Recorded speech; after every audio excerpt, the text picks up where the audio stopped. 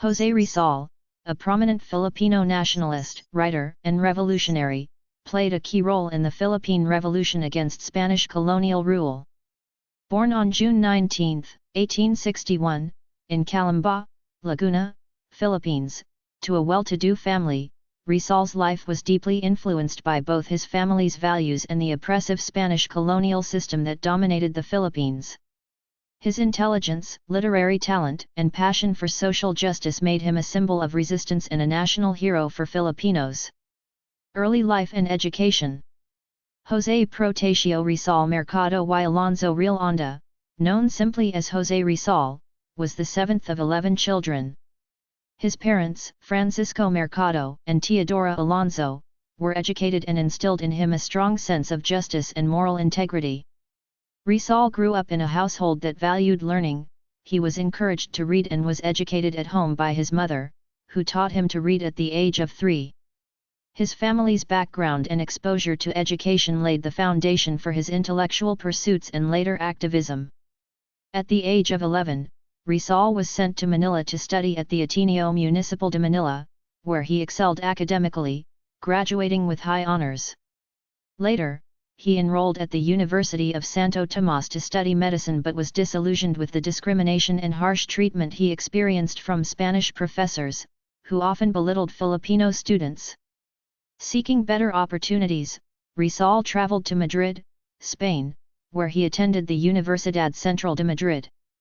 He earned degrees in medicine and philosophy, proving himself an exceptional student with a deep commitment to learning.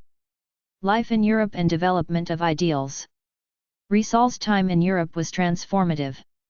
Living in Madrid, he was exposed to liberal and reformist ideas that shaped his political and social views.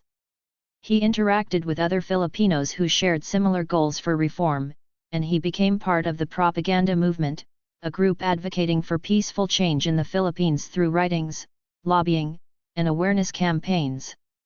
Rizal's intellect and passion were notable, and he became one of the most influential voices in the movement. His travels across Europe allowed him to study not only medicine but also the social and political ideologies of the time.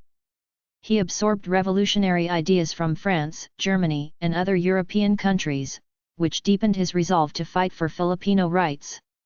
His time abroad also helped him become multilingual. He spoke over 10 languages, including Spanish, German, French, English, and Japanese, enabling him to reach broader audiences with his writings and ideas. Notable works: Nali Mi Tanher and El Filibusterismo. Rizal's 2 novels, Nali Mi Tanher, 1887, and El Filibusterismo, 1891, are his most famous works and remain influential in Filipino literature and history. Nali Mi Tanher, translated as Touch Me Not, is a powerful commentary on the abuse and corruption perpetrated by the Spanish clergy and government officials in the Philippines. Through his fictional characters, Rizal depicted the harsh realities and injustices Filipinos faced under colonial rule. The protagonist, Crisostomo Ibarra, reflects Rizal's ideals, advocating for reform and education as tools for change. El Filibusterismo, The Reign of Greed, is the sequel to Nali Mi Tanher and continues to explore themes of oppression, injustice, and the need for reform. However, it adopts a darker tone and highlights the importance of direct action and revolution. The novel's protagonist, Simón, is a symbol of rebellion, reflecting Rizal's growing frustration with the colonial system. Together, these novels inspired a sense of nationalism among Filipinos and laid the groundwork for the Philippine Revolution. Return to the Philippines and arrest. Despite the risks, Rizal returned to the Philippines in 1892, believing that he could further the cause for reform from within.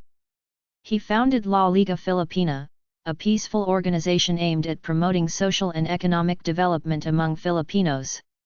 However, the Spanish authorities viewed him as a threat due to his growing influence, and he was soon arrested on charges of sedition.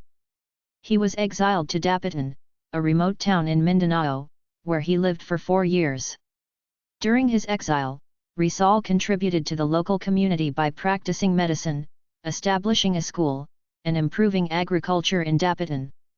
He remained committed to peaceful reform, refusing to participate in violent uprisings.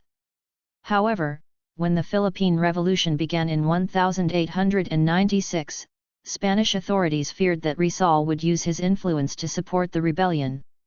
He was arrested once again and accused of inciting rebellion, though he maintained that he had no involvement in the violent struggle. Trial and execution. Rizal's trial was a farce. The verdict had likely been decided before it even began.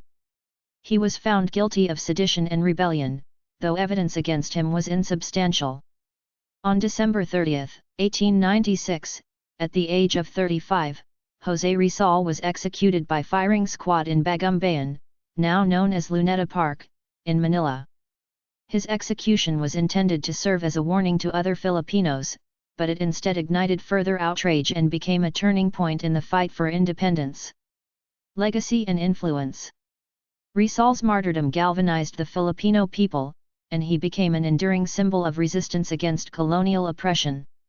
His death inspired future leaders of the Philippine Revolution, including Andrés Bonifacio and Emilio Aguinaldo, to intensify their fight for independence. The revolution eventually led to the declaration of Philippine independence from Spain on June 12, 1898, although the struggle for full autonomy would continue for decades under American rule. Today, Rizal is celebrated as a national hero in the Philippines. His works, especially Nali Mi Tanher and El Filibusterismo, are required readings in Filipino schools, ensuring that his ideas and legacy remain alive. He is remembered not only for his intellectual brilliance and literary contributions but also for his unwavering dedication to justice and freedom. Monuments, streets, and parks bearing his name serve as a reminder of his contributions to Philippine society. Thank you for watching. Please subscribe our channel.